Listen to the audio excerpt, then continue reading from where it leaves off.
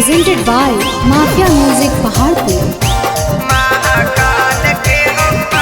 काचे कुमार कर कहियो छौड़ा करे ले सोमार लागौ डरवा रे ला भरवा जे करो ही रंगदारे।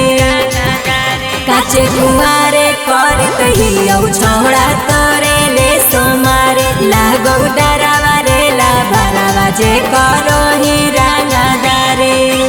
तोरे सलामत खातिर मंदिर ही आई मार देते हमरा मायके लाल के हो पागली। मार देते हमरा मायके लाल के हो पागली। तोर जानुआ पुजारी महाकाल के हो पागली। तोर जानुआ पुजारी महाकाल के हो पागली। तोर जानुआ पुजारी महाकाल महाकाल के हो पागली। Mixed by Santosh Satya। Mahakal के हो पागली।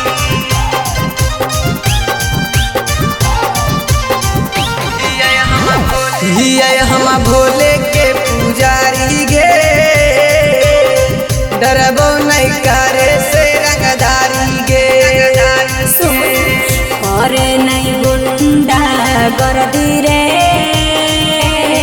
पेन लेना पुलिस वाला वर्दी रे पेन लेना पुलिस वाला वर्दी रे। हिया हम भोले के पुजारी गे डरबो नहीं करे से रंगदारी गे। करे नहीं गुंडा वर्दी रे पेन लेना पुलिस वाला वर्दी रे पुलिस वाला वर्दी रे। अरे डर तो कही जियावा हमर मनवा है घबराइल। मार देते हमरा मायके लाल के हो पागली। मार देते हमरा मायके लाल के हो पागली। तोर जानुआ पुजारी महाकाल के हो पागली। तोर जानुआ पुजारी महाकाल के हो पागली। बोला बोला बाबा भूतनाथ की।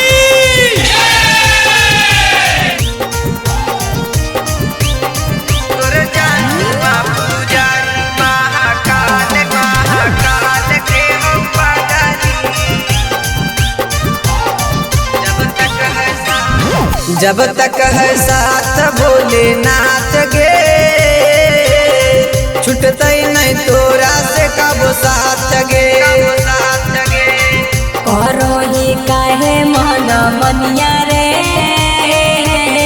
मन लेना हमारो कहनिया रे मन लेना हमारो कहनिया रे। जब तक है साथ भोलेनाथ के छुटते नहीं तोरा से कबो साथ गे। करो ही काहे मन मनिया रे